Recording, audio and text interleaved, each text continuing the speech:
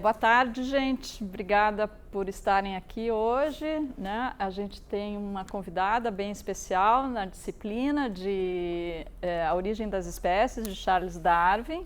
E por conta de ser uma convidada tão especial, a gente resolveu fazer essa aula, uma aula aberta. A Sofia Nestrovski está acompanhando o curso com a gente, mas tem aqui essa grande surpresa, porque acaba sendo quase um lançamento hoje.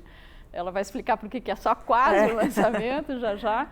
E para a gente é uma enorme satisfação ter uma pessoa que está agregando aí saberes e estreitando pontes entre as diferentes unidades e institutos da USP, como é o caso dela, que tem uma formação lá nas humanidades e que está aqui interagindo com a gente na biologia de uma forma tão sistêmica, tão orgânica. A Sofia dispensa grandes apresentações, tem muitos seguidores nas redes sociais e eu quero já passar para ela para a gente aproveitar ao máximo esse tempo. Obrigada, Maria Alice. Nossa, a acolhida que eu recebo aqui é maravilhosa, assim. Fico realmente muito grata e muito contente de estar aqui e de fazer parte dessa disciplina. Eu comecei a ler Darwin em 2019 e eu venho das letras. Eu me formei em letras, fiz meu mestrado lá e estou agora fazendo doutorado lá também, com co-orientação aqui na biologia. Mas minha formação toda é na área de literatura inglesa. E quando eu comecei a ler o Darwin lá atrás, em 2019, eu tinha acabado de terminar meu mestrado. E foi uma surpresa, primeiro porque eu achei que seria muito difícil ler biologia, uma coisa que eu obviamente não domino, mas quando eu comecei a ler, primeiro eu percebi que não era tão inacessível assim, né? Não é uma linguagem tão técnica ainda, e também eu percebi que o Darwin gostava de ler as mesmas coisas que eu gostava de ler. A gente tinha os mesmos autores em comum. Vou falar um pouco mais sobre isso um pouco mais para frente, mas o poeta que eu estudei no meu mestrado, ele dizia ser o poeta preferido dele. Então, para mim, o Darwin virou um irmão de alma ali nesse momento. Eu encontrei alguém que gostava da mesma coisa que eu. Isso é raro, né? Às vezes, dependendo dos nossos gostos. Ali eu me senti muito como se fosse um encontro mesmo com Darwin. E venho lendo ele desde então. Meu doutorado agora também é sobre Darwin. E o que eu quero falar aqui hoje é um pouco de como eu leio Darwin. É muito legal estar aqui com vocês. Todo mundo aqui é da biologia? Tem alguém que não seja? De onde? De onde você? Arquitetura? Ah, que legal! Ah, bem-vindas. Mais alguém? Sou da Química. Uau, que legal, gente. A minha ideia é fazer uma fala, mas também abrir para a gente conversar. Eu quero muito ouvir de vocês também. Quero saber o que vocês estão fazendo aqui numa fala sobre minhocas. Fico curiosa já desde cara com isso. Mas vou fazer a minha fala para dizer um pouco de como eu leio Darwin como uma pessoa que veio da letras. Então, as ferramentas que eu tenho para ler esse autor são as ferramentas da crítica literária e da literatura, e quero fazer alguns exercícios com vocês a partir desse livro. O livro... Isso aqui funciona? Isso aqui não funciona. O livro é... Será que nada funciona? Ué... No mouse Será? Como que isso acontece?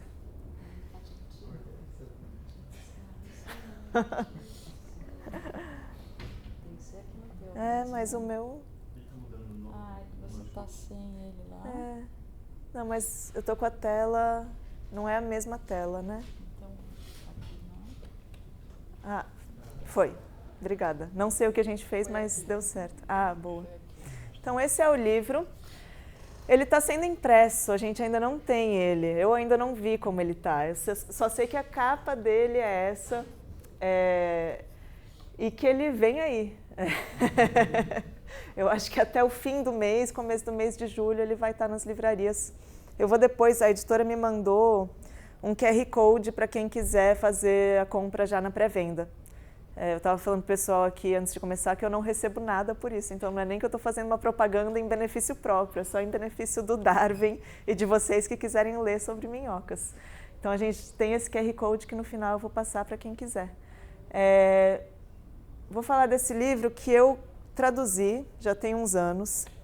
Esse livro eu comecei a traduzir em 2020, eu entreguei essa tradução em 2021 e foi uma surpresa saber que ele ia sair agora, porque isso acontece muitas vezes no meio editorial, não sei quem já teve experiência com esse meio também, você entrega uma tradução, entrega um livro e daí o calendário das editoras tem questões próprias, tem outros lançamentos que furam a fila, tem mudanças de prioridades, então eu entreguei em 2021.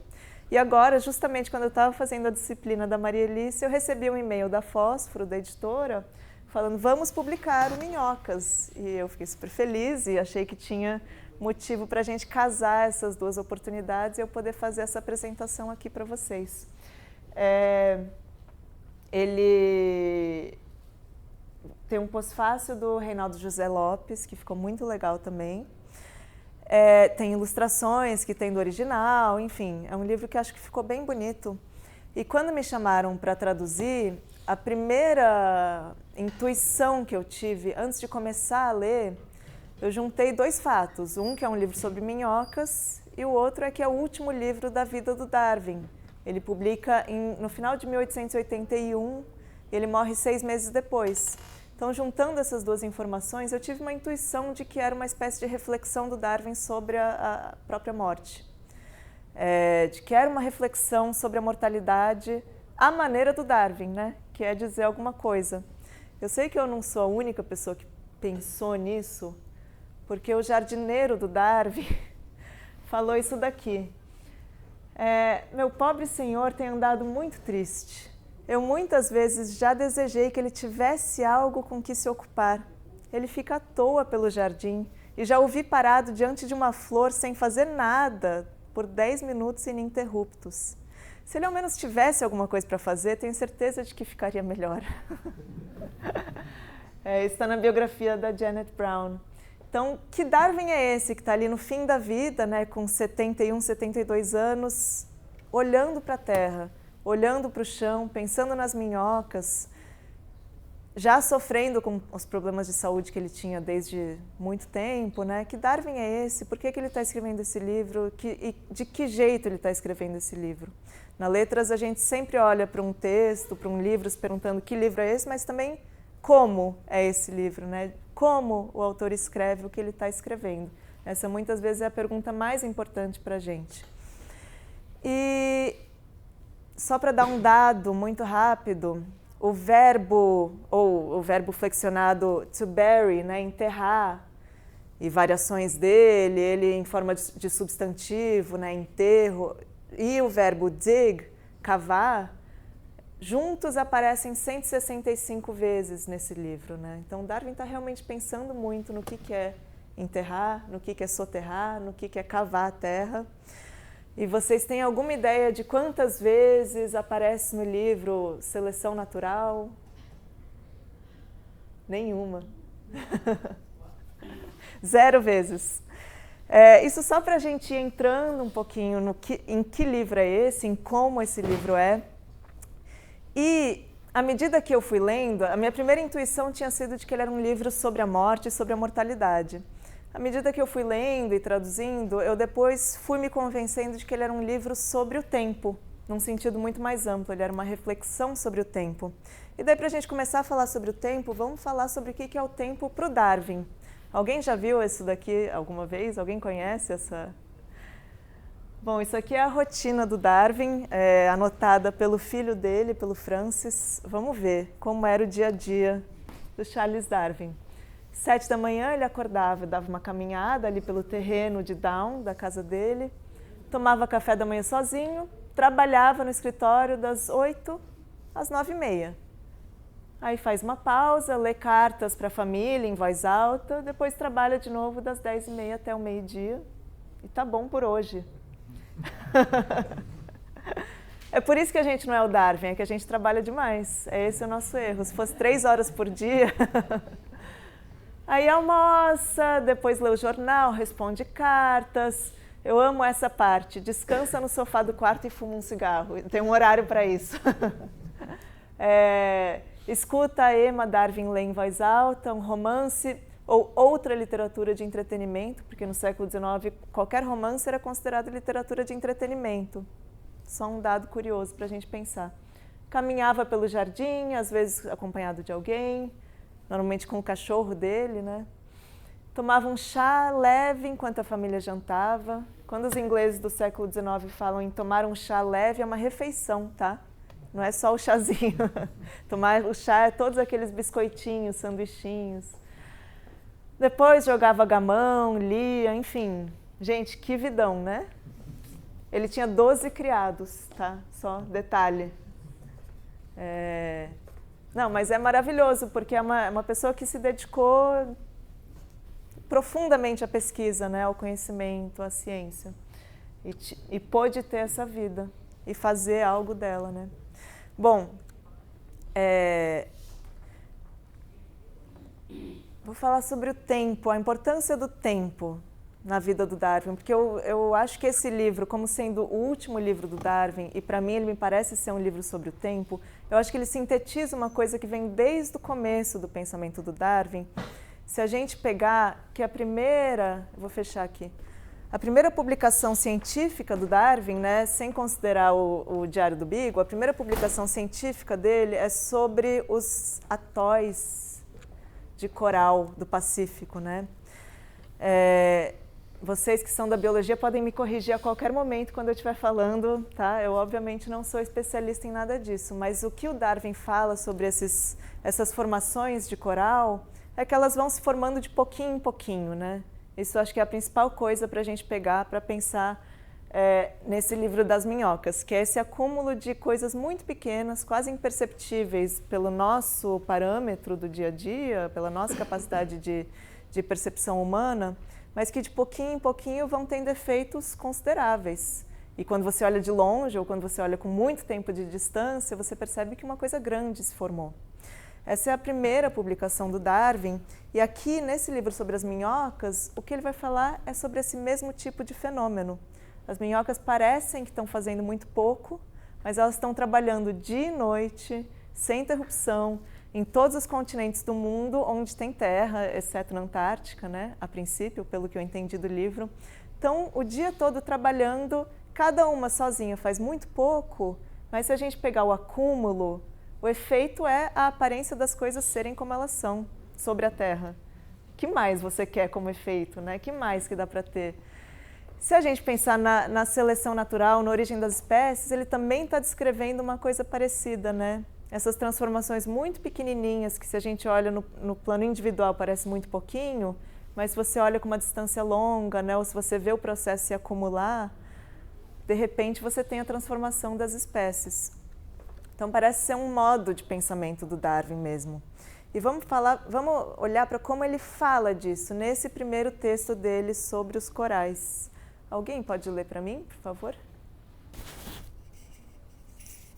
Por favor. Só um minutinho, quem for ler, só para pegar o microfone. Ai, claro, desculpa.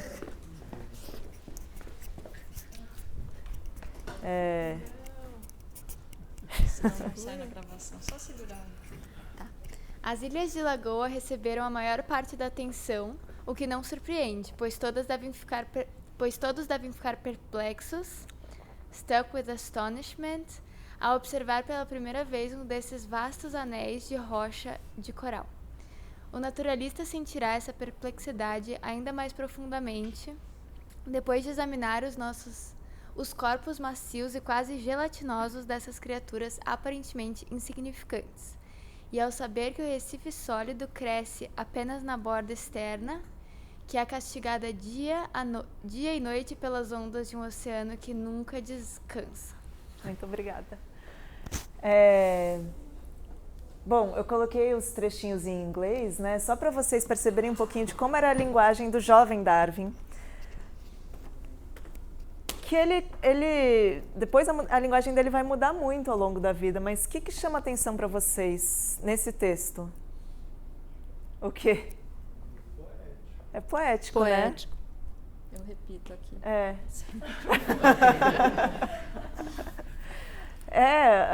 Todos devem ficar perplexos. E, de fato, em inglês, como ele fala, struck with astonishment, não é pouco, assim, não é fiquei impressionado, perplexo, astonishment. E depois ele repete, né? Sentir essa perplexidade ainda mais profundamente, de olhar para o coral. A gente vê como Darwin também fica perplexo olhando, né, para essas formações. A gente vê junto com ele, quase. E é bonito, né? É castigada dia e noite pelas ondas de um oceano que nunca descansa. É uma metáfora mesmo bonita que ele faz. Esse livro das minhocas, que é de 1881, eu não me lembro de uma só metáfora no livro todo, assim. Tirando as metáforas, talvez tenha alguma que já seja do uso comum, que a gente nem registra mais como metáfora, mas eu não lembro dele fazer nenhum tipo de construção assim mais elaborada no sentido poético. A linguagem dele foi ficando cada vez mais contida. Eu quero que vocês gravem essa palavra porque eu acho que ela vai ser importante para o que a gente vai ver aqui. Assim, para falar de experiência própria, esse foi o livro mais fácil que eu já traduzi. Eu não sabia que seria. Quando eu comecei a traduzir, eu pensei, eu vou traduzir Darwin, vai ser desafiador. Claro que tem os desafios dos termos técnicos, que eu precisei conferir, precisei consultar gente. Mas o que me deu mais trabalho, que eu fiquei horas fazendo, era para converter sistema imperial para sistema métrico. Porque ele registra muitas medidas, assim. A minhoca andou 2 polegadas. Eu fiquei assim, cara, 2 polegadas. Tudo eu ficava lá na regra de 3, na calculadora, enfim. Isso foi o que mais deu trabalho no livro. Porque de linguagem ele é completamente assim, plano. É uma linguagem totalmente transparente, ela diz o que quer dizer. Eu quero falar também por experiência própria que não é fácil chegar numa linguagem assim. Eu não sei quem aqui também escreve, gosta de escrever, já escreveu. É difícil chegar numa linguagem simples. Parece que não, mas quando você tem um pouco de experiência, percebe que no momento que a gente vai escrever uma ideia que é clara na nossa cabeça, no texto ela vira um monstro, né? Até você chegar numa formulação clara, é trabalho, é depuração, assim... Então, eu acho que não é banal isso que o Darwin faz para chegar nessa linguagem desse livro. Bom, essa questão que a gente já vê aqui nos atóis, e que daí eu estou tentando falar para vocês, talvez convencer vocês de que é uma questão importante para o Darwin no pensamento dele, talvez como um todo, ou pelo menos o que eu já conheci, que é essa questão desse acúmulo gradual ao longo do tempo que tem efeitos imprevisíveis se visto no pouco a pouco.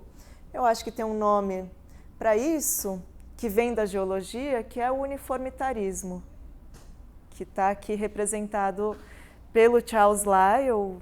Acho que vocês já conhecem, não sei se o pessoal que vem de outros departamentos, mas vamos conhecer juntos então. Que era esse geólogo que o Darwin leu muito e que publicou esse livro que foi muito importante para ele, que é o Princípios de Geologia, que na folha de rosto, né, no frontispício do livro tinha essa imagem, que são essas colunas italianas que viraram uma espécie de símbolo dos uniformitaristas, que eu já vou explicar o que é. Porque elas têm essas ranhuras, vocês conseguem ver, essas marcas de corrosão bem regulares, né, as 3, que é um tipo de corrosão que ela é provocada por um molusco marinho. Então, se as 3 colunas têm isso no meio do corpo delas, isso significa que elas, em algum momento, ficaram submersas no mar e depois subiram de novo, né? Então, isso mostra que a Terra muda, a Terra se transforma, o nível do mar sobe e desce por causa das atividades vulcânicas, etc. Os uniformitaristas, que eram esses geólogos, aqui vocês podem participar e me ajudar a explicar. Vamos lá, uma definição que eu vou tentar dar a mais básica possível é de que eles entendiam que a Terra muda do mesmo jeito desde sempre, né? É isso? Pode ser? Assim, a mudança não mudou. Quem mais me ajuda a explicar? Eu lembro, não sei se era o Estela, alguém tinha uma frase que eu ouvi que era: não há princípio do começo nem princípio do fim. Algo assim, você não tem princípio nem do começo nem do fim. Ou seja, é a ideia de que as mesmas leis são aplicadas ao longo do tempo de maneira igual, né? Que é o contrário do que propunham os catastrofistas, né? Que propunham grandes mudanças rápidas, mas explosivas, entre aspas, né? Sim, ótimo, obrigada. Que é como se tivesse tido em algum momento do passado grandes catástrofes no planeta, mas hoje em dia o planeta acalmou, né? Assim, isso eram os catastrofistas. Os uniformitaristas justamente acreditam que a mudança no planeta é uniforme. O que é estranho para o nosso ponto de vista, porque você dizer que um terremoto, uma atividade vulcânica não é uma catástrofe, assim, você tem que se colocar realmente, você tem que sair de si, né? Olhar para a escala de tempo do planeta, não para a nossa escala individual, que eu acho assim, um gesto da imaginação poderoso, né? Não é pequeno também conseguir sair de si nesse nível e falar, não, para o planeta Terra, um terremoto é pouco. Para mim é muito, mas quem sou eu? Assim, Bom, até aqui tudo bem? Vocês... Beleza.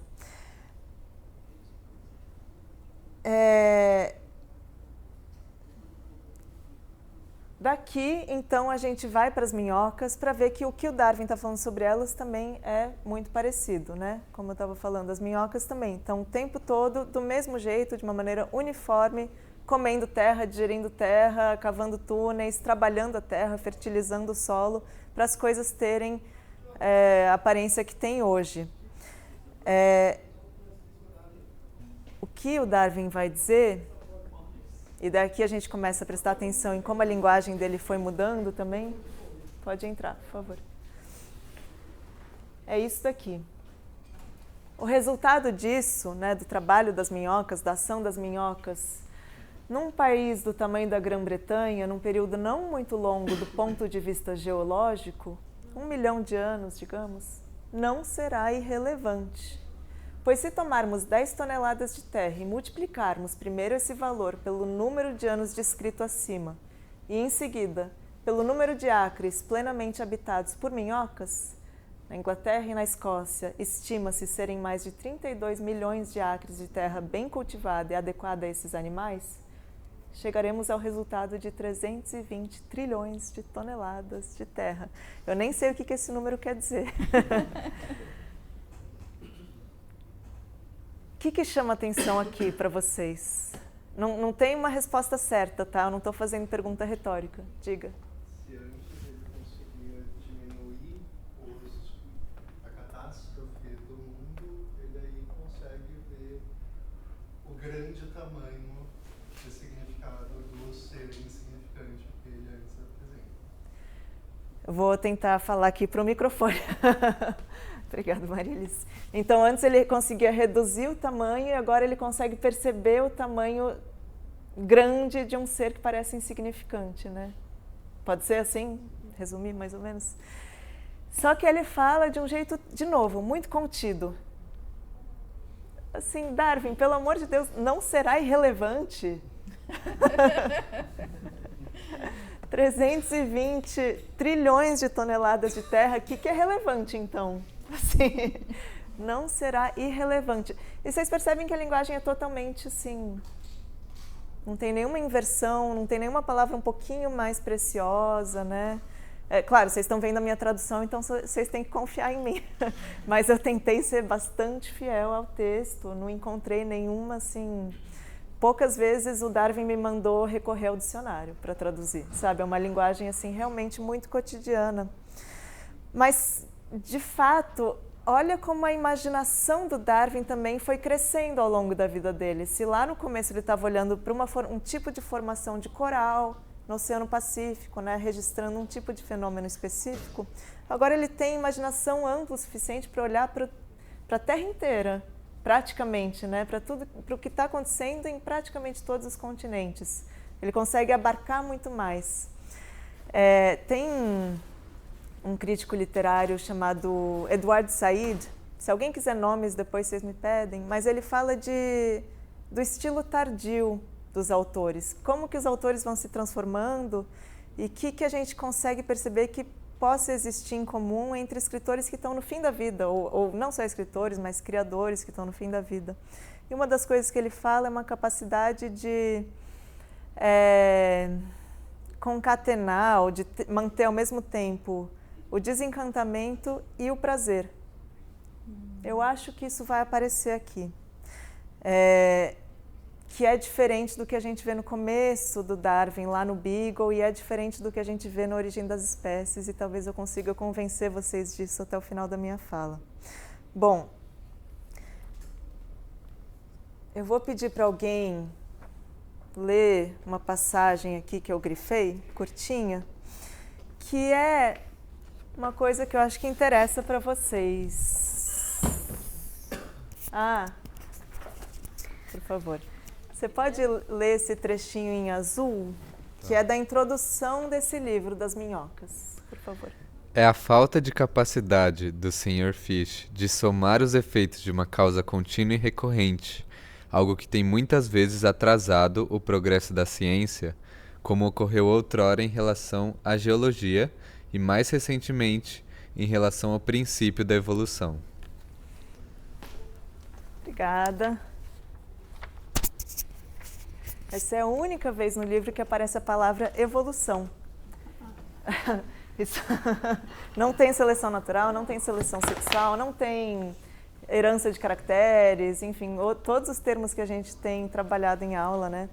Mas ele fala em evolução aí, na introdução, de um jeito de passagem, se referindo a outra pessoa, que é justamente um sujeito que ele está se opondo a ele. Está falando desse tal de Sr. Fish, não consegue perceber que de pouquinho em pouquinho a gente chega em efeitos grandes. Isso já atrasou o avanço da geologia, né, no caso da disputa dos uniformitaristas com os catastrofistas, e atrasou o avanço dessa ciência da evolução, as pessoas não conseguirem se dar conta de que esses fenômenos acontecem. Darwin, ele é muito, assim, principalmente esse Darwin do fim da vida, ele já é muito escaldado. Eu tenho essa impressão de uma pessoa escrevendo que já enfrentou muita briga, já ficou muito esperto com as brigas e já sacou o que ele precisa fazer para não enfrentar mais o mesmo tipo de problema. Por que eu estou falando isso? Porque eu acho que esse livro é muito contido, porque eu acho, não só eu, depois eu passo as referências de quem eu estava lendo para chegar nessa conclusão, mas eu também acho que é uma coisa que é uma impressão que esse livro vai dando, de que o Darwin é muito contido porque ele quer se colocar um pouco de fora das brigas, só que ao mesmo tempo marcando o posicionamento dele. Aqui ele deixa claro que a evolução é o negócio dele e pronto, não precisa mais falar disso. Ao mesmo tempo, quando está falando da coisa mais assim que ninguém dá atenção, né? As minhocas, o ser assim, qualquer um passaria batido, ele já é o grande Darwin, já um cientista de renome, né? Já reconhecido, e está dando atenção para essas criaturas que ninguém tenderia a dar atenção. E ao fazer isso, ele ao mesmo tempo está afirmando a posição dele, de dizer, eu estou olhando para esses processos, que é o que eu estou olhando já na Origem das Espécies, que eu estava olhando já no começo da minha vida, isso continua sendo importante. Só que como ele escreve nessa chave, muito se retirando, não dizendo tudo o que ele tem para dizer, eu acho que daí entra as ferramentas da crítica literária, que é para a gente ler um texto prestando atenção no que está escrito, mas tentando também ler através, tentando perceber o que não está dito. O que a gente consegue pegar na entrelinha e o que a gente consegue pegar pelo contexto. Então, assim, tem um psicanalista que escreveu sobre esse livro, um livro incrível que chama Darwin's Worms, As Minhocas de Darwin, um psicanalista chamado Adam Phillips, e que ele sugere, por exemplo, é óbvio que a gente não tem provas documentais para afirmar uma coisa assim, mas ele sugere, será que o Darwin, no século XIX, na Inglaterra, escrevendo sobre o trabalho que acontece dia e noite embaixo da terra, não está de algum jeito se referindo também à condição dos trabalhadores nas minas? Será que não era um jeito do Darwin poder falar de política sem ter que se envolver em polêmica? Porque afinal não era dele, né? O Darwin não ia falar assim, não ia entrar numa discussão dessas abertamente, não é do temperamento dele, mas será que também não é daquelas coisas que, para a época, não seriam tão óbvias para todo leitor que ele nem precisava dizer? Eu não sei, assim, eu realmente não sei, mas talvez tem algo desse tom nesse livro também. É difícil ler coisa histórica, assim, porque a gente precisa ir muito atrás de criar estofo para ler, né? A gente precisa ler as coisas em torno do que a gente está lendo como foco principal, para entender que muitas vezes uma palavra que continua tendo o mesmo sentido hoje, uma palavra que continua sendo usada hoje, naquele contexto ela tinha outras consequências, ela tinha outros ecos, né? Assim, só para dar uma anedota do que eu quero dizer com isso, é que, por exemplo, no Corão não tem a palavra camelo. É meio absurdo, mas assim, é tão óbvia a existência de camelo que não é mencionada. O que é óbvio aqui para o leitor de Darwin que não é mencionado? Seleção natural. Né? Assim, o que seria se colocar no lugar de um leitor contemporâneo do Darwin? É óbvio que a gente nunca vai fazer isso, mas a gente pode ir se aproximando pelas beiradas, lendo em torno desse livro, né? Criando repertório, criando estofo, e daí o livro vai se iluminando por dentro. A gente começa a perceber coisas que, com o olhar de hoje, a gente obviamente não vai perceber, né? Mas aos pouquinhos a gente vai criando familiaridade com um texto como esse. Bom, esse trabalho que o Darwin descreve como sendo o trabalho das minhocas, que é muito de pouquinho em pouquinho, mas tem efeitos impressionantes, é parecido com o trabalho, com a maneira de trabalhar do próprio Darwin, né? De algum modo, é parecido com isso, porque o Darwin ele tinha muito essa rotina muito disciplinada, né? Apesar de essa vida invejável, o Darwin tinha essa disciplina de ficar ali, 9 anos estudando as cracas, de ficar digerindo as questões antes de levar para o mundo, de ficar muito detido nos assuntos que interessavam para ele. E as minhocas ele ficou estudando espaçadamente ao longo de 40 anos. Ele passou 40 anos coletando material, escrevendo para as pessoas, fazendo experimentos para chegar nesse livro. Então, eu acho muito legal pensar que o Darwin, de alguma forma, também podia se ver como uma espécie de irmão ali das minhocas. E ele responde no questionário que o Galton, o primo dele, manda. A gente estava falando do Galton antes, na primeira parte da aula, acho que a gente pode falar um pouco mais sobre ele também. Ele responde para o Galton o seguinte: o Galton manda um questionário para várias figuras ilustres da ciência da época, perguntando quais são as características que elas têm, né? Está tentando entender como que essas pessoas se transformaram em quem elas de fato foram, né? Como que se forma um cientista. E daí tinha essa última pergunta, se o Darwin acreditava ter alguma particularidade marcante da mente que pudesse ter levado ele a ser o grande cientista que ele foi. E ele responde uma única coisa: constância, grande curiosidade quanto a fatos e seus significados, um certo gosto pelo que é novo e maravilhoso. E aqui é uma caricatura do Darwin nessa revista Punch, que também era muito lida na época, muito popular. Que tudo sai do caos, vira minhoca, minhoca se transforma no macaco, que se transforma no ser humano, que vai dar no Darwin. Mas eu acho bonito isso, o Darwin falar que a única característica marcante dele é a constância, né?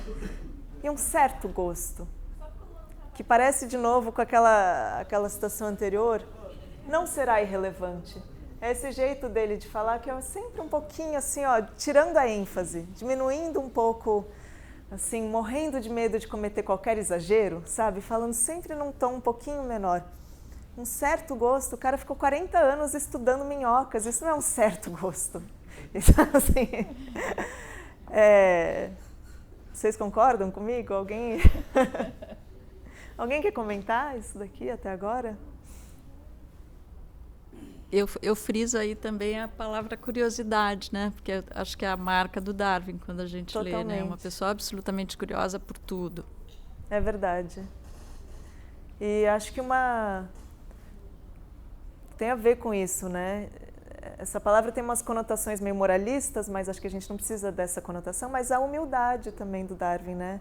estar no fim da vida olhando para as minhocas e de querer mesmo ir atrás, de conhecer as coisas, independente dele já ser uma grande figura pública, né? Diga. Uma coisa que eu, quando vi esse livro, eu pensei você falou que para você lembra um pouco que ele já vai falecer, né? Inclusive acho que o Adrian Desmond fala isso, o biógrafo, né?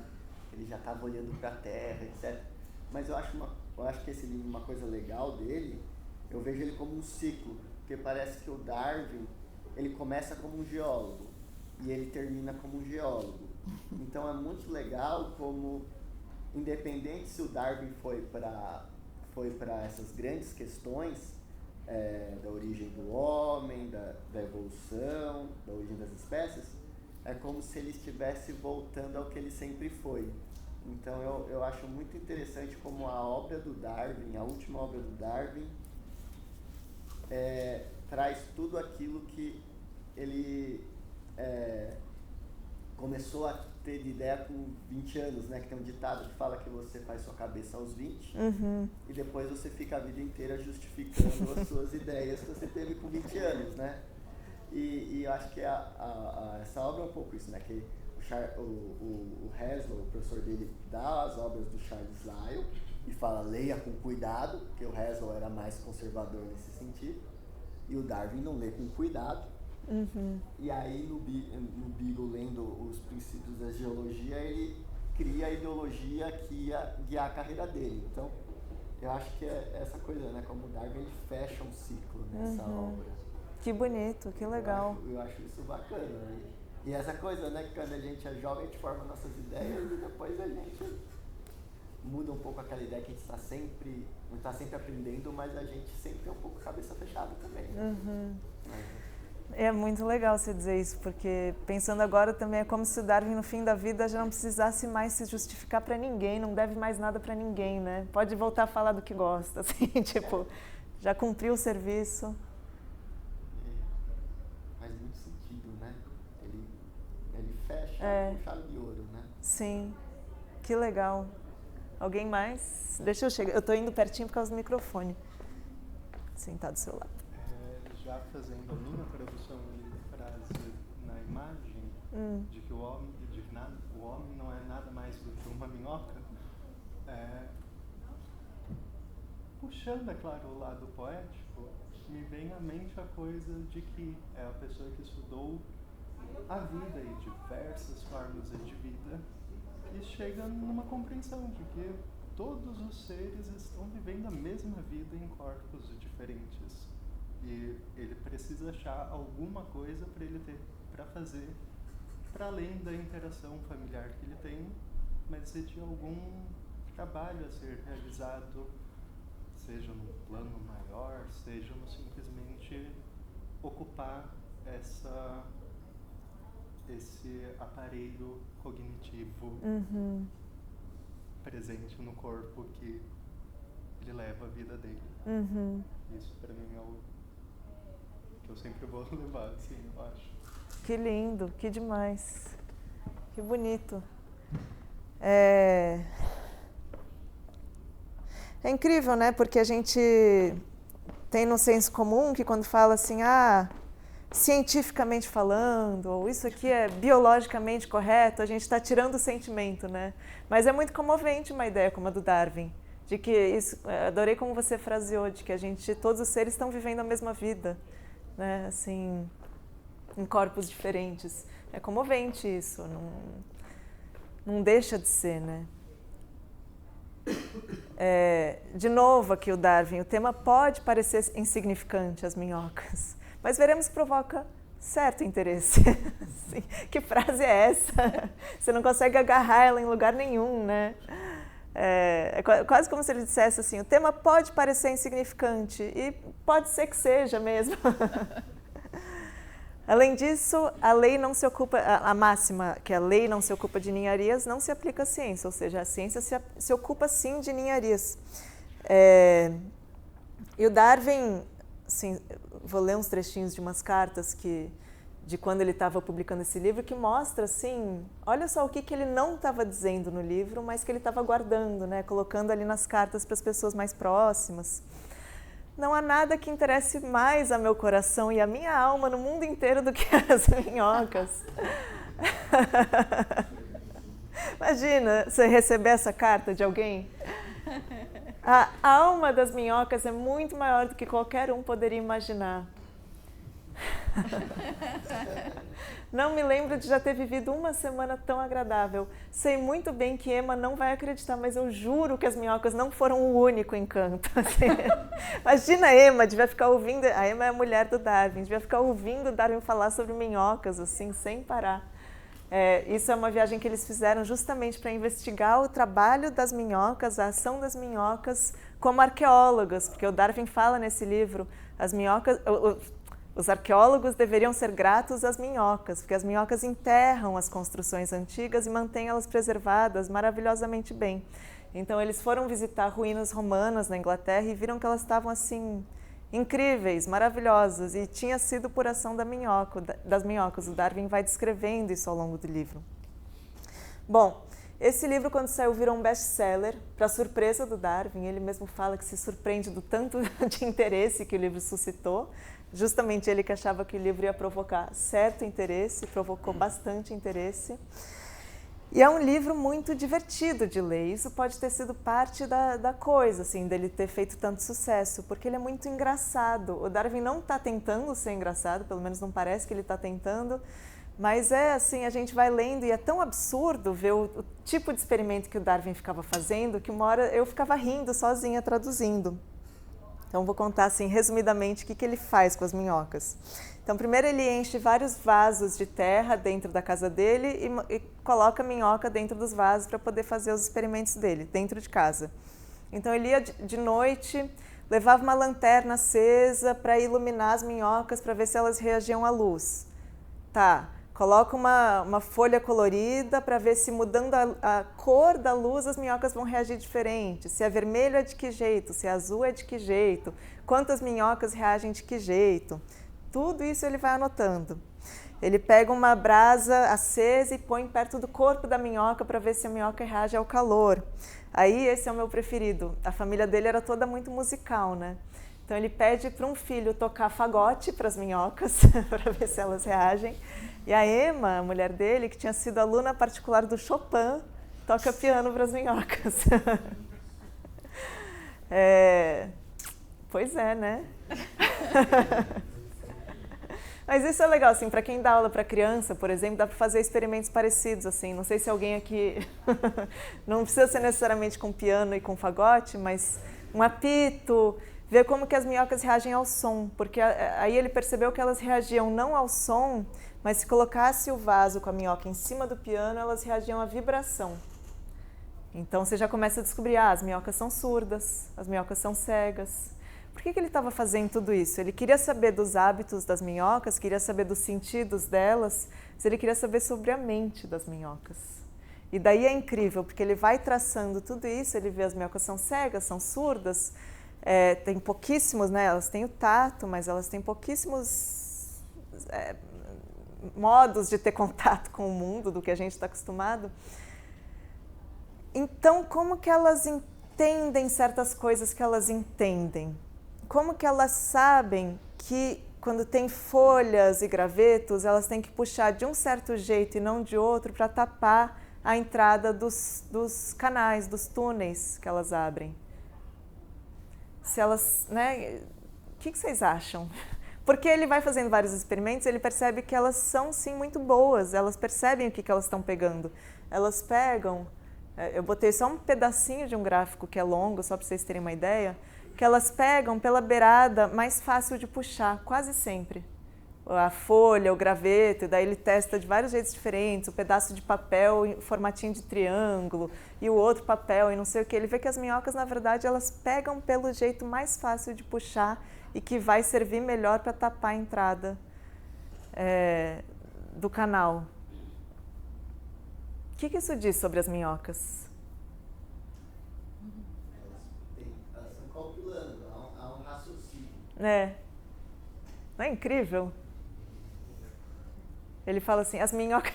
De novo, né? Lembrando desse tipo de fraseado do Darwin, um certo gosto, né? algum interesse, ele fala, as minhocas possuem alguma inteligência, ponto. Mas ele fala assim, olha, um homem cego e surdo de nascença talvez agisse exatamente igual essas minhocas se tivesse que fazer uma atividade parecida. Você vai pelo tato, você vai assim, né, calculando com as mãos praticamente. Então isso realmente está colocando as minhocas assim, ó, junto da gente, nessa experiência chamada vida. Darwin sendo muito discreto, muito contido, nessa linguagem dele que parece que não quer dizer nada, está dizendo muito, né? Se ele tivesse um temperamento de polemista, ele poderia fazer uma frase de efeito com uma coisa dessas, mas ele não faz, ele se retira, ele se coloca assim, distanciado do texto, né? Bom, outra coisa muito boa desse livro que ele conta, ele faz um monte de análise de como é o cocô da minhoca. Um monte. Daí ele fica coletando e ele pede para as pessoas coletarem por ele. Então ele fica recebendo por correio. Cocô de minhoca de Calcutá, da Escócia. Aí tem ilustrações no livro. Nossa, gigantesco, uma torre de cocô de minhoca. E ele fala tudo isso como se ele estivesse falando da coisa mais normal do mundo. E você fica assim, Darwin, pelo amor de Deus. Bom, isso tudo que o Darwin fazia, ele dava esses experimentos que ele fez com as minhocas, ele dava um nome que eu adoro, que é Fool's Experiments. Esse aqui eu não traduzi porque eu quero a ajuda de vocês para traduzir. Quem fala inglês vai me ajudar. Como que traduz Fool's? Tolo, né? Tolo. Mas tem um gostinho no inglês que parece que perde no português, né? Tem um pouco de louco, né? Tem um Mais pouco de louco, do que de tolo, talvez.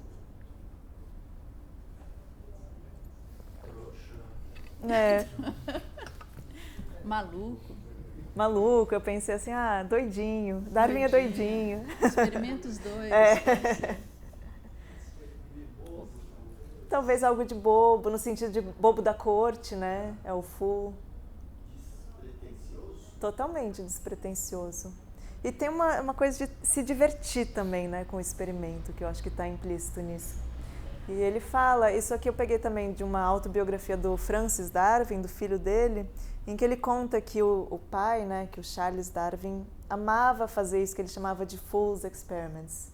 E ele escrevia para outros cientistas, assim, insistindo que eles também, sabe, abrissem mão da vergonha para fazer esses experimentos que parecem inúteis, que parecem não fazer sentido. Então, vou contar de 2 que ele fez, além desses das minhocas, que eu acho que são muito exemplares. Um, por exemplo, ele quis saber como era mesmo viver dentro da mente de um louco. E daí ele se propôs, ele falou, eu vou caminhar 2,5 km, mais ou menos, tentando me convencer de que tudo que eu vejo é um espião. O cavalo, o poste, tudo está me espionando. E ele falou que foi muito fácil se convencer disso. Que ele, em pouco tempo, ele estava tão convencido que foi difícil de voltar atrás. Que ele via a orelha do cavalo mexendo para ouvir ele. Incrível. Olha assim, a imaginação e a curiosidade do Darwin, a humildade de se colocar nesse lugar e a abertura para a experiência. Assim, eu acho incrível se abrir para isso. Outro que ele faz, ele está dando uma palestra lá na Royal Society, alguma dessas, deixa eu ver aqui, eu anotei. Ele tá... não anotei onde que foi, mas foi numa dessas sociedades em Londres, super sérias, super importantes. Ele quis ver se ele tinha algum jeito de calcular o tédio das pessoas enquanto ele falava. Ele falou assim, eu vou medir a quantidade de vezes que as pessoas se mexem na cadeira. E daí você já sabe que eles são ingleses e não brasileiros, né? Porque deviam ficar ali durinhos assistindo a palestra. E daí ele fala, bom, eu não vou ficar tirando meu relógio para ver, porque seria muito disruptivo, deselegante, mas eu vou prestar atenção na minha própria respiração, porque eu sei que eu respiro 15 vezes por minuto e com base nisso eu vou calcular o quanto as pessoas estão entediadas. E que é uma capacidade de dividir o próprio cérebro incrível, né? Porque ele estava dando a palestra e ao mesmo tempo percebendo a respiração e percebendo as pessoas. Olha o cérebro que ele tinha. Esses são os Fool's Experiments que ele fazia e que ele adorava. Eu, assim, pensando nesse livro das minhocas, pensando nesses relatos do Darwin, enquanto eu estava traduzindo, eu pensei muito no escritor, não sei quem aqui conhece, que é o Samuel Beckett, que é um escritor irlandês, francês, século XX, mas que parece ser o mesmo tipo de humor, que é um humor que não é engraçado, mas a gente ri um pouco pelo absurdo da coisa. Porque a gente se sente tão deslocado da experiência comum, as coisas parecem ficar tão alienígenas, que você assim, acaba dando risada, mas você não sabe nem do que você está rindo. O Darwin parece que tem esse humor nesse livro, que não é intencional, mas é engraçado. Bom, e daí esses Fool's Experiments também, ele relata um que ele faz para um correspondente dele, que é esse especialista em inteligência animal, o Romance. Ele diz: tentei observar o que se passava na minha mente enquanto fazia o trabalho das minhocas. Então ele está tentando observar o hábito das minhocas, está tentando observar o trabalho das minhocas para observar o que é a mente das minhocas. E para saber o que é a mente das minhocas, ele tenta de algum jeito acessar isso nele. Olha que método! Incrível, né? Vocês acham que tem algo parecido com isso na ciência hoje? Na biologia? É uma pergunta. Você se coloca no lugar das abelhas? Ah, que bom. Em cartas, né?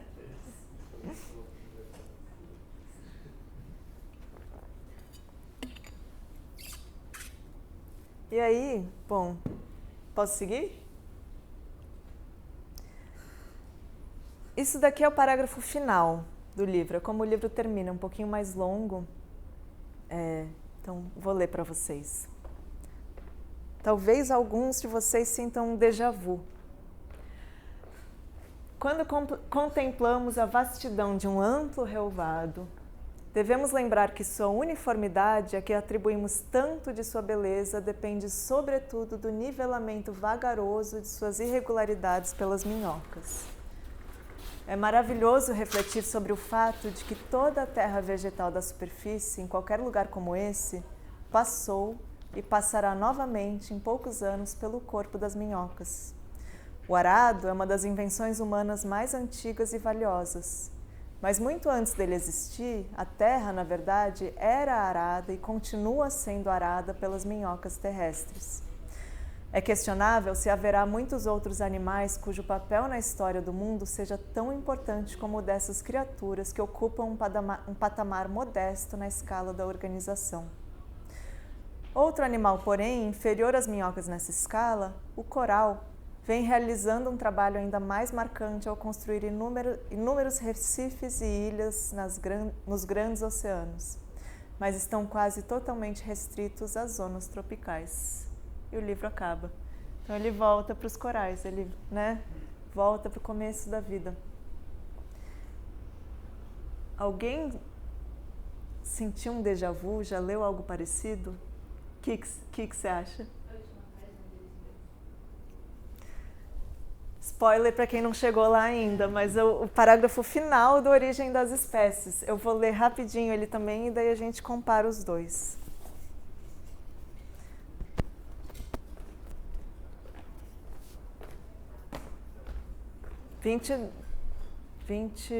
Não, 1859, 1881, 22 anos de diferença. Obrigada.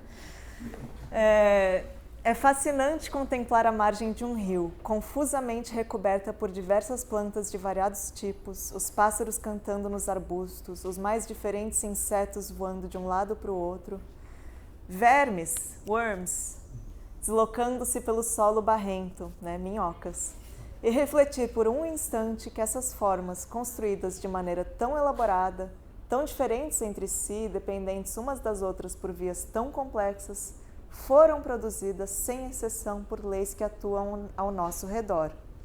Tomadas no sentido mais amplo, essas leis são o crescimento com reprodução, a hereditariedade, a variabilidade e uso e desuso. E uma taxa de crescimento populacional tão alta que leva a uma luta pela vida e, como consequência, a seleção natural, resultando na diversificação de caracteres e na extinção das formas menos aprimoradas. E assim, mediante uma guerra travada na natureza que produz a fome e a morte, realiza-se sem mais o objetivo mais elevado que poderíamos conceber, a produção dos animais superiores. Há algo de grandioso nessa visão da vida que, com seus poderes únicos, foi soprada em umas poucas formas, se não em apenas uma. E enquanto este planeta segue girando conforme as leis da gravidade, as mais belas e maravilhosas formas orgânicas evoluíram e continuam a evoluir de acordo com um princípio tão simples como aqui exposto. E acaba a origem das espécies.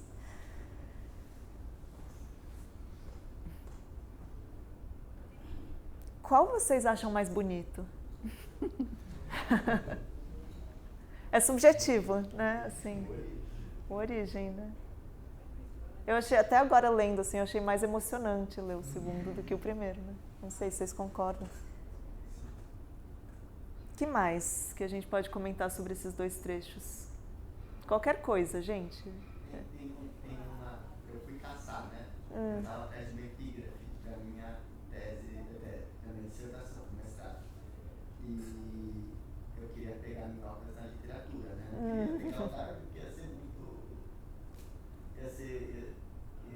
Então, aí eu fui atrás e tinha meio que desistido, estava lendo Velocidade e as Serras. Uau, que legal. Por prazer, né? Por literatura. E agora eu tentei pegar essa frase na internet direitinho, mas aqui eu não estou conseguindo pegar a internet. Se alguém tiver, pode pegar essa de Queiroz Minhocas.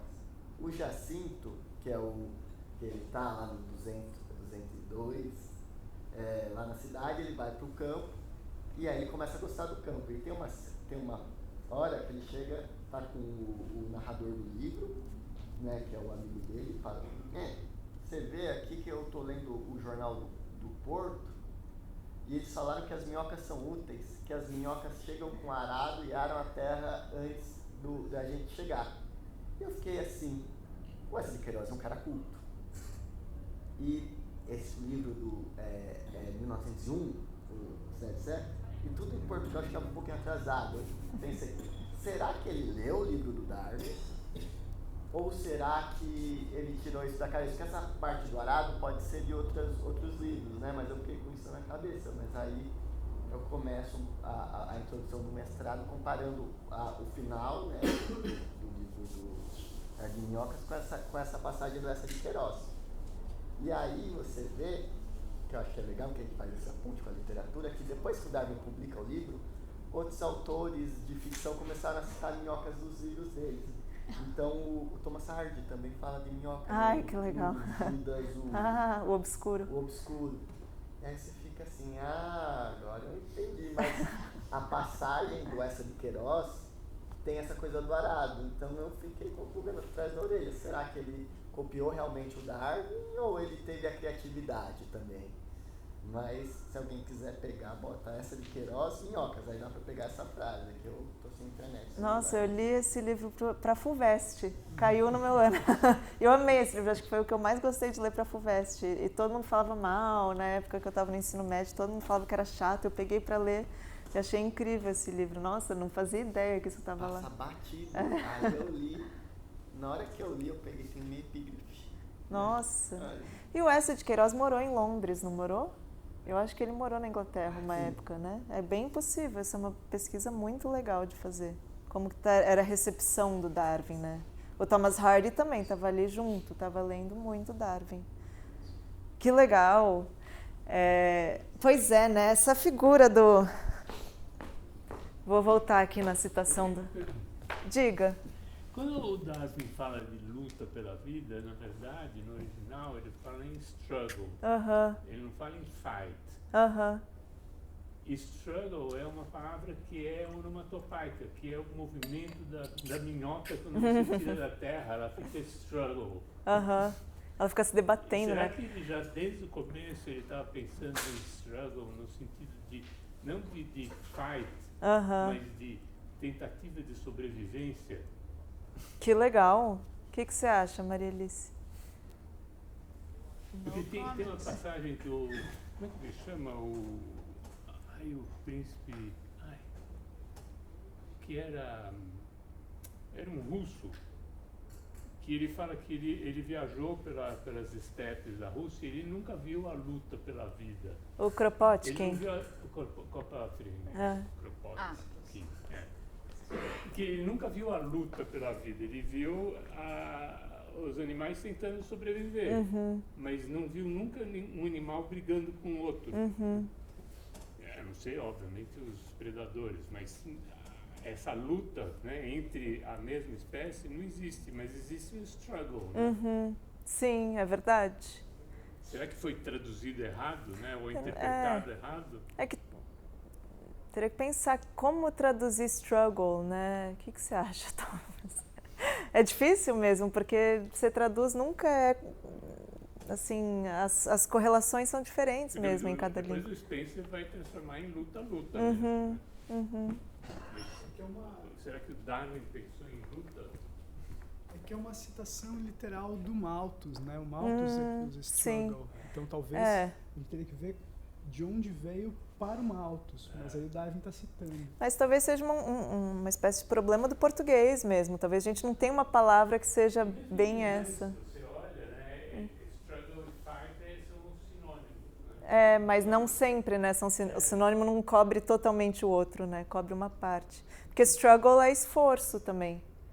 Esforço pela existência, pela sobrevivência muda tudo, né? Assim, o que é sempre um problema de traduzir do inglês para o português, porque o vocabulário é muito maior, em inglês, e nós temos palavras que valem para vários sentidos e que eles não têm, eles têm mais específicos mesmo, né? Sim. O vocabulário bem maior. Sim.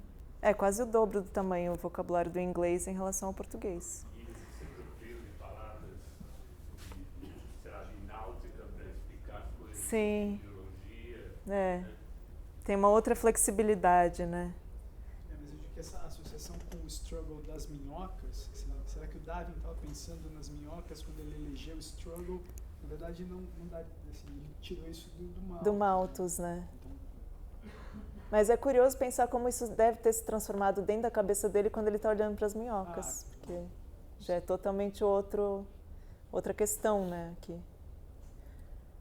Então vamos olhar para esses dois textos um pouco mais, vamos levantar um pouco mais das semelhanças, né? A semelhança dos dois parágrafos finais, eu acho que é muito assim, a gente nem precisa esquadrinhar muito, porque é a mesma levada de texto, né? A mesma prosódia, a mesma sintaxe. Quando observamos, é fascinante contemplar, tem esse mesmo... Ele te coloca numa cena, você imediatamente está junto dele, você está vendo o que ele está descrevendo, é uma cena familiar, né?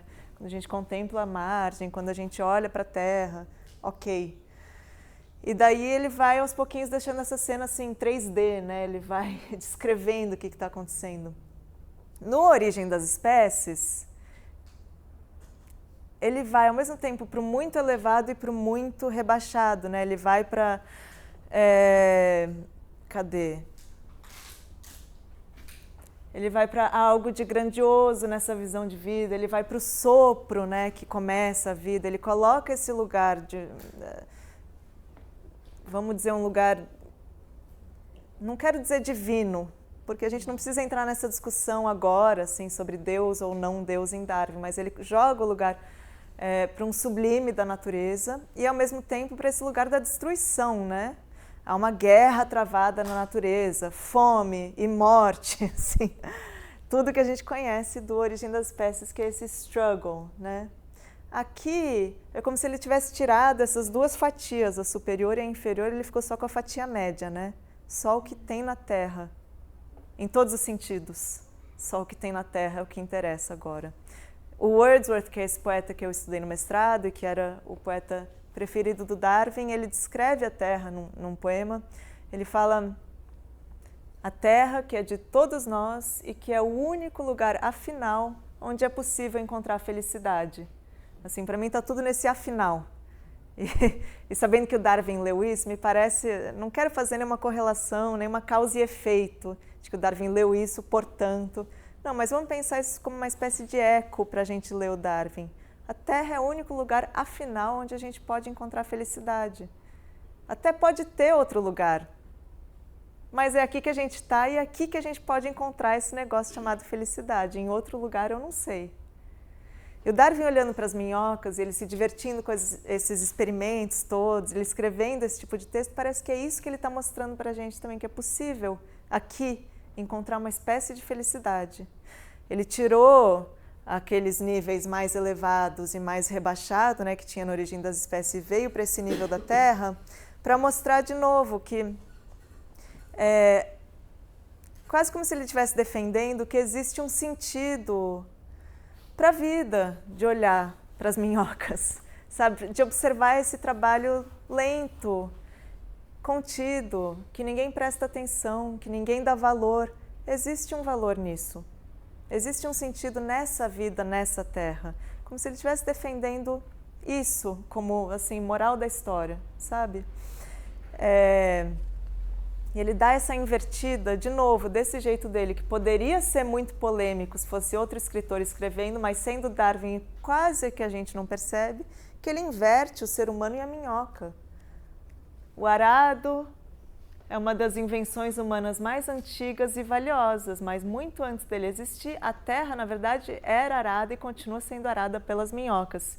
Quer dizer, o ser humano imita a minhoca e imita mal. As minhocas são melhores do que o ser humano na hora de arar a terra, de preparar todo esse terreno. Se não fosse pelas minhocas, coitados de nós. O que a gente ia fazer sem elas? Ele inverte a hierarquia de um jeito muito pacífico.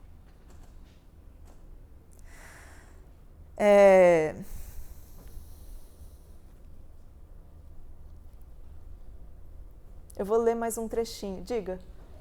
Se não me engano, desde o sketch de 1842 que ele usa essa visão grandiosa. Eu achei isso muito interessante quando eu li pela primeira vez, porque 17 anos passaram e mesmo assim ele estava insistindo na importância de arrematar essa obra, o abstrato, de mais de 400 páginas que ele escreveu dessa forma.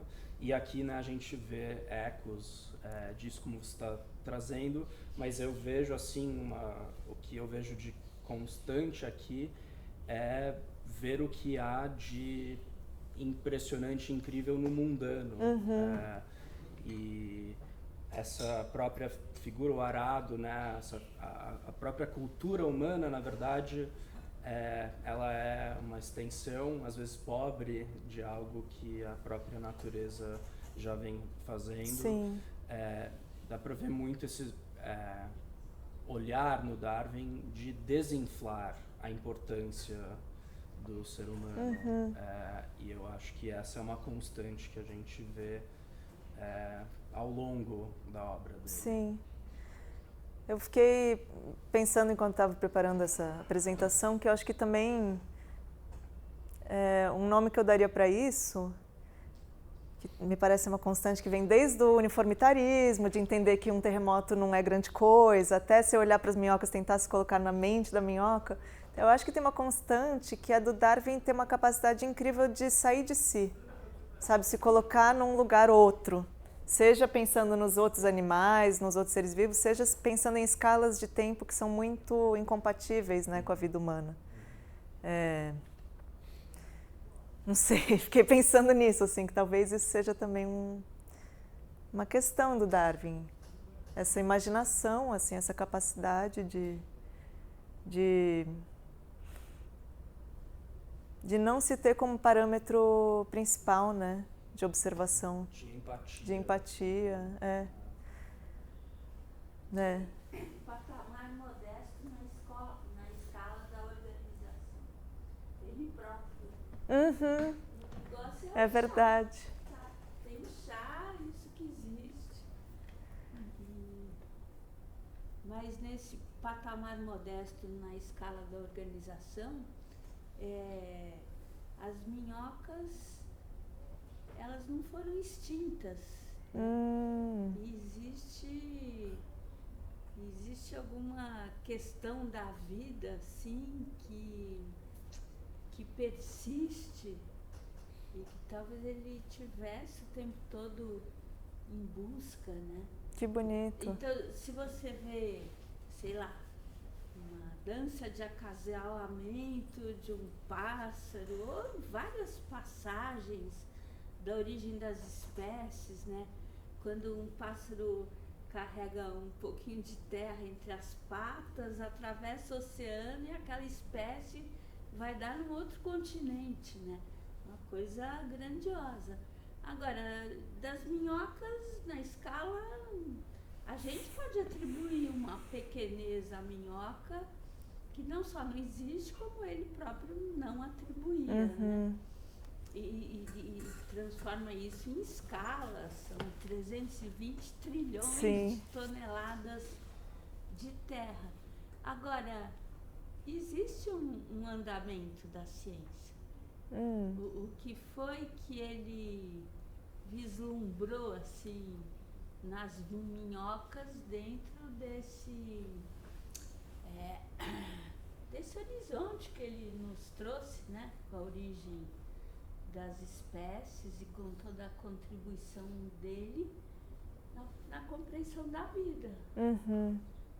E isso é importante a gente considerar também, né?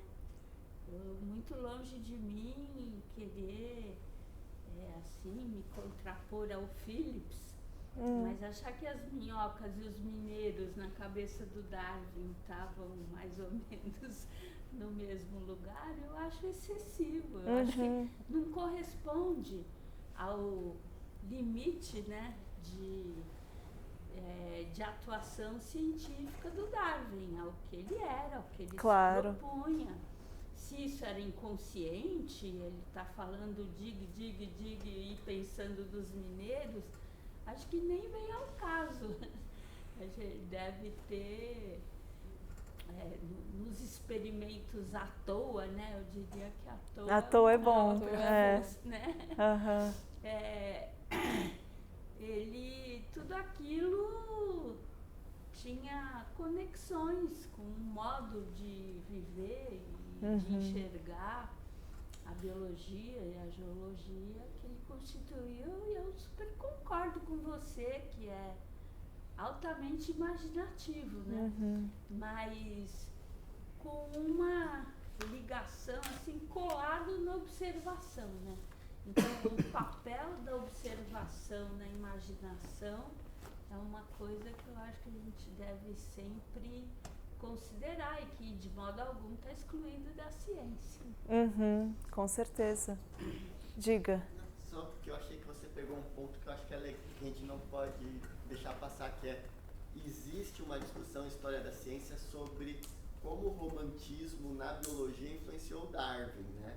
Que você tem nesse século XIX autores como Goethe, que o Goethe estava na literatura, mas ele gostava de fazer ciência também, né? A metamorfose das plantas, etc. Então, essa imaginação do Darwin, você começa a discutir se ele pode ser considerado um naturalista romântico ou não, que é ser um naturalista romântico. E depois disso, você teve alguns biólogos que até criticaram muito esses naturalistas românticos. Por exemplo, um exemplo que anda mais ou menos nisso daí, e que vocês devem ter visto em matéria talvez de orientação, mas é o Sherlock, né? O Sherlock, ele tinha um pensamento que ele tira um pouco dos alemães. E pessoas como o Edward Wilson e biólogos do século XX deram um pouco uma descredibilizada nesse movimento romântico dentro da biologia. E hoje em dia historiadores da ciência estão retrazendo essa discussão e discutindo, né, que nem tudo, porque claro, você tinha ideias que eram muito viajadas, para dizer. Então, tinha o Lawrence Oken, que ele via todo o reino animal como um ciclo de 5, e aí ele tinha uma coisa que na cabeça do Lawrence Oken, toda a natureza está organizada dentro do número 5. Então os românticos, eles têm essa coisa um pouco extravagante. E a gente vê hoje em dia como modernos, como meio tipo um desdém. E já tem até um pouquinho aí nessa época, porque o próprio Darwin era criticado por contemporâneos por ter essa linguagem meio lírica, né? E hoje acho que a gente volta a isso, né? Por o quanto na ciência alguém imaginativo às vezes é questionado. Porque se você for muito imaginativo, às vezes seu artigo não é aprovado, há um método.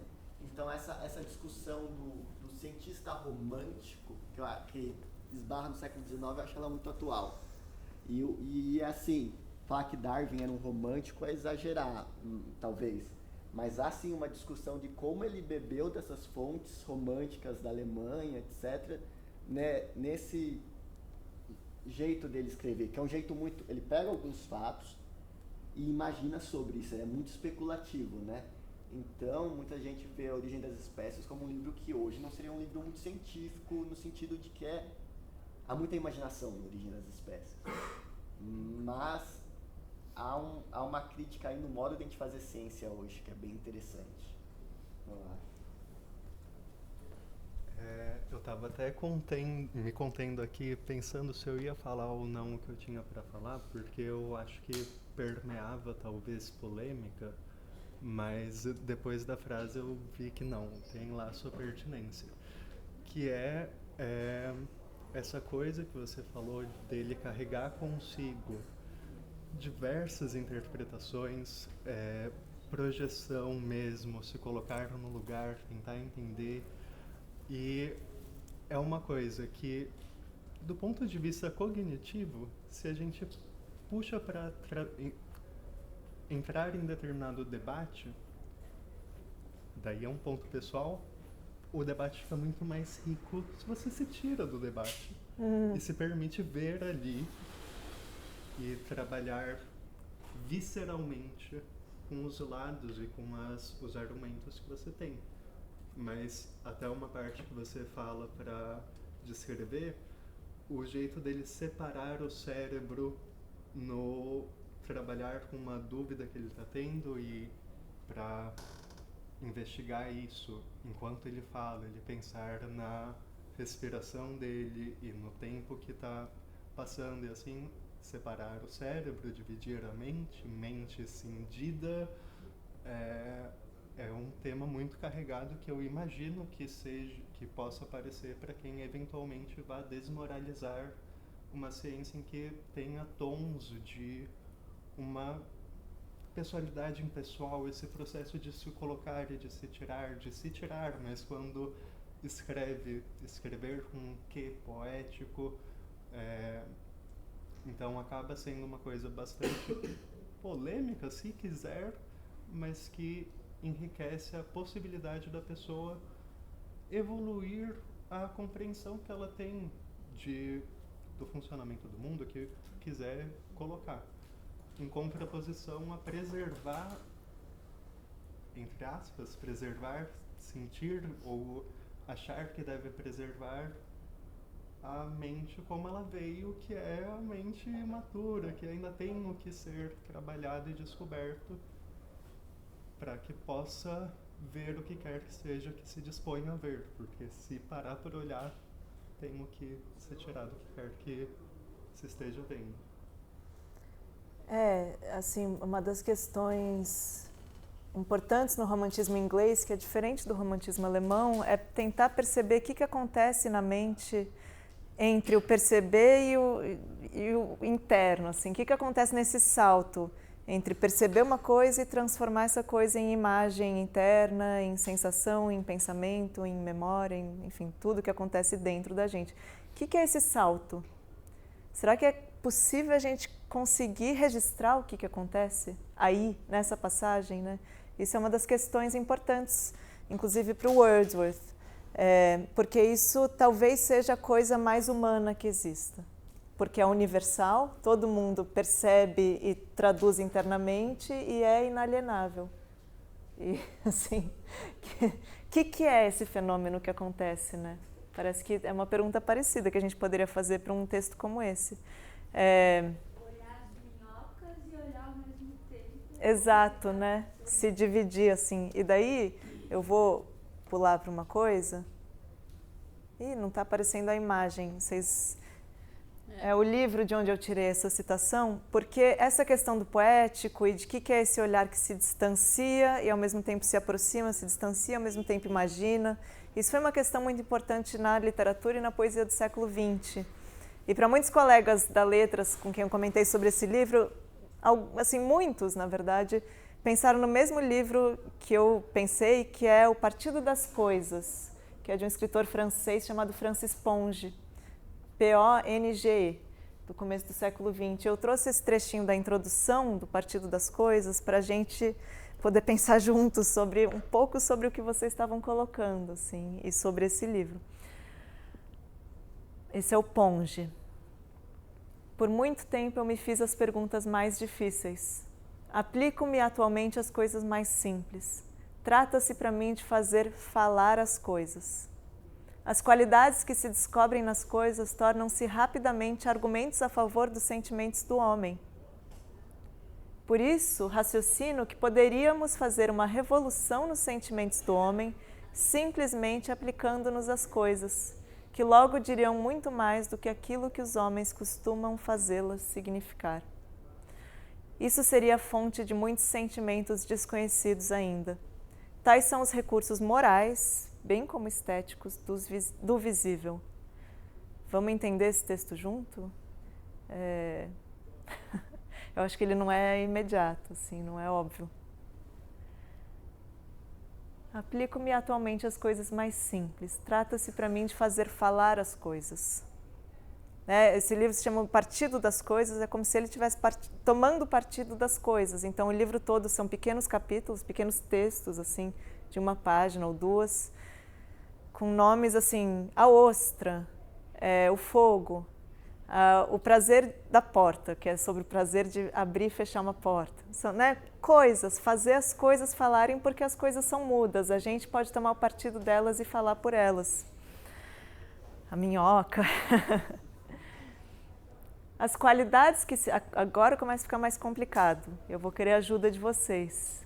As qualidades que se descobrem nas coisas tornam-se rapidamente argumentos a favor dos sentimentos do homem. O que vocês entendem?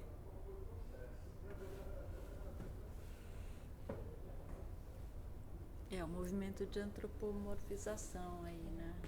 Quer dizer, tomar as coisas por aquilo que nos é familiar, nós mesmos. E elas argumentam a favor da gente, né? Como se, assim, a cadeira fosse um argumento a favor de algo que eu tenho dentro de mim e que não tem outro nome se não fosse cadeira. Não é amor, não é raiva, não é fome, é cadeira. Ou minhoca, ou fogo. Eu tenho alguma coisa dentro de mim que não receberia nome se não fosse pelas coisas do mundo. Poderíamos fazer uma revolução nos sentimentos simplesmente aplicando-nos às coisas, né? Se a gente desse atenção às coisas que existem, seria uma revolução interior. Elas logo diriam muito mais do que aquilo que os homens costumam fazê-las significar. Porque tem uma troca nisso, né? No momento em que eu reconheço que existe uma coisa cadeira dentro de mim, a cadeira também cresce. Esse exemplo é péssimo, né, gente? Eu não sei se tem uma coisa cadeira dentro de mim, mas eu acho que tem uma coisa minhoca dentro de mim, sabe? Assim, diga. Ele falou sobre essa de Queiroz, ele fala que até as minhocas são úteis. Então ele se coloca, tipo, até as minhocas são úteis. Então dá pra colocar como ele é, eu também posso ser muito mais útil. E mais do que isso, né? É como se útil, a palavra útil, não desse conta de tudo que é a existência minhoca. Sabe, assim? Existe uma coisa que é única da minhoca. E se a gente dá atenção o suficiente a ela, a gente começa a perceber essa coisa dentro de nós e uns nos outros. Existe uma coisa que é própria do céu, própria do prazer de abrir e fechar uma porta, e que não tem outro nome. É como se ele estivesse dizendo que o vocabulário que a gente tem para falar da nossa realidade interior, ele é muito pobre. Dizer amor, dizer fome, dizer sono e raiva, e todo esse vocabulário que a gente tem é muito pequeno. Se você presta atenção de fato, as coisas se multiplicam, né? E se transformam. Diga. É uma pergunta parentética, mas que talvez... Você estava falando da receptividade. Tem um grande leitor do Dade, que se diz grande leitor do Dade no fim do XIX, Eu não sei se ele leu As Minhocas, eu estou curioso para saber, eu queria saber se você sabe, que é o Freud. Freud leu As Minhocas? Esse livro do Adam Phillips é sobre as minhocas do Darwin e sobre o Freud. Mas é curioso, eu não sei se... Não, acho que o Freud leu, sim, As Minhocas. Acho que sim. Ele leu Origem. Sim, Agora, acho que ele leu As Minhocas. Tem várias maneiras de ler As Minhocas, se você é o Freud. Com certeza. Bom, nem vamos entrar nisso. Mas com certeza. E o Freud, no começo da carreira, estava estudando Fisiologia, e principalmente, ele estudou as enguias e ele estudou algum anelídeo, eu acho. Então... Eu estou pensando por essa coisa de dar nome, sim, que não tem nome dentro de você, quer dizer, isso me lembra muito uma formulação da primeira tópica do consciente, como o Freud. totalmente, isso, né? Totalmente. E essa coisa da minhoca ser subterrânea, estar lá trabalhando ininterruptamente, e fertilizando o solo. Sim. Tudo aquilo que vai aparecer na superfície está ligado com o trabalho. Assim, eu fiquei pensando no Freud lendo isso lá no fim de 19 e essas coisas também no subterrâneo. E os dois não estão pensando numa salvação para além da Terra, né? Exato. E o que o Phillips fala nesse livro, que é muito bonito, assim, é como se o Darwin e o Freud fossem dois defensores do transitório. A solução, se é que a gente vai achar uma, é em aceitar que as coisas são provisórias e estão o tempo todo mudando. Isso é radical, assim, né? Porque é angustiante. Eu trouxe aqui... Porque é um trabalho de luto constante, é elaborar o luto constantemente, você entender que as coisas estão o tempo todo se perdendo, se transformando, você não tem controle sobre isso, não tem como parar o tempo. E afinal, a gente tem que fazer algo de bom disso. É aqui que a gente vai encontrar felicidade. Então, tem que ter algum jeito de encontrar valor no que é passageiro e transitório. Logo quando você falou do afinal, É. cara, tá aí. Você conhece isso daqui? É do Galton. Alguém conhece isso? Mas eu acho assim visualmente uma coisa muito impactante e como a gente sabe, o Galton, eu posso falar que ele é o pai da eugenia? Pai não. Pai não. Presidente da eugenia, não sei. Vice-presidente da eugenia. Enfim. Eugenia de mãe, pronto. Mãe de eugenia. Muito bom. Eugenia em uma frase, como que a gente define? 2 frases. Quem dá mais? Eu não sei se é uma frase, mas eu acho que pra gente entender eugenia seria quando Darwin começa. A gente tem que entender qual é o primeiro capítulo da Origem das Espécies. Seleção artificial. Então você está falando que se eu seleciono folhas de couve-flor para serem maiores, você vai ter um mega couve-flor. Se você selecionar frutos de pera para ter uma mega pera, você vai ter uma mega pera. Então, uma hora ou outra alguém ia chegar no meio que o lógico da época, que seria, todas as espécies, se eu quero uma característica delas e eu fico selecionando, eu vou ter. Então, o ser humano é a mesma coisa. Então, se eu quero ter seres humanos mais espertos, é só selecionar humanos com mais inteligência e vou ter. E aí isso vem toda uma discussão ética, mas iam chegar nessa ideia. Se não fosse o Galton, outra pessoa ia chegar, porque é muito... É quase lógica, né? É lógica, não estou falando que é certo, mas a lógica que você aplicaria, que é se a gente selecionar todas as espécies para ter as raças que a gente quer, uma hora ou outra a gente pode fazer isso com o ser humano. E aí isso vai ganhando um ritmo científico e aí descamba para as atrocidades no século XX. Só que começa com uma ideia inocente, né? Começa com uma ideia um pouquinho... Então é até difícil você... eu não conheço muito do Galton, mas você crucificar o Galton naquela época era uma ideia que se o Galton não chegasse, outra pessoa ia chegar. Então é interessante, mas não foi 2 frases. Mas obrigada. Eu só tiraria daí das tuas várias frases que foram boas, eu só tiraria o inocente, não porque eu achei muito bacana a tua colocação de que assim, O Galton não precisa levar, né, a pecha de ser o gênio malvado, né? Mas a gente não pode esquecer que ele, assim como outros, e outro que poderia ter chegado e publicado um livro parecido com o dele, estão todos bebendo de um racismo científico que já vem, né, de um século, pelo menos. Então, sim, é uma situação diferente de hoje, em que a gente considera tanto racismo científico quanto a eugenia pseudociências, e aí, infelizmente, as ideias, né, dessas duas pseudociências estão aí na sociedade, estão produzindo os horrores que estão produzindo. Mas pelo menos a gente já sabe, se a gente quer fazer ciência, a gente já combinou que não vale, né, apelar para elas. Esse quadrado, eu ia no eugenos. Ah, sim. Diga. Só na segunda frase, então, as práticas e com a intenção de criar o bem-nascido. Na perspectiva que qualquer um colocasse. Ótimo, obrigada, gente. Isso aqui é uma das coisas que o Galton fez, que são esses retratos compósitos, fotografias compósitas, que ele estava tentando entender qual que era o tipo de certos grupos sociais. Então aqui ele foi num orfanato de meninos judeus e ele pedia para cada um sentar, ele botava um lugar específico para onde eles sentarem, de frente para a câmera, ficar parados, e depois ele ia sobrepondo os retratos. Fazia uma revelação meio translúcida para conseguir sobrepor os retratos e nesse acúmulo ele chegar numa espécie de fisionomia típica. Ele fez isso com vários grupos, ele fez com... Aí vem assim, a sequência, e daí nessa listagem vocês já vão perceber, acho que eu não preciso dizer nada. Ele fez judeus, ladrões, sifilíticos, tuberculosos. Então, assim, o que ele entendia do mundo também, né? Que visão de mundo era essa?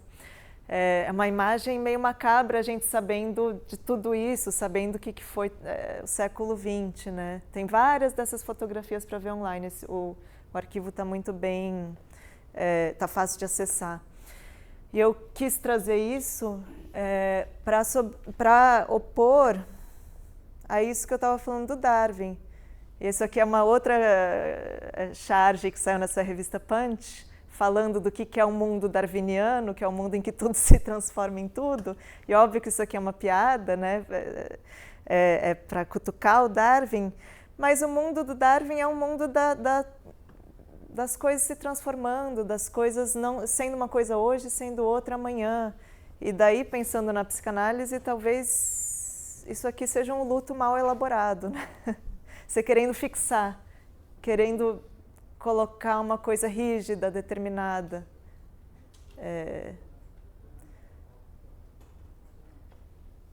Eu acho isso aqui mais divertido, assim.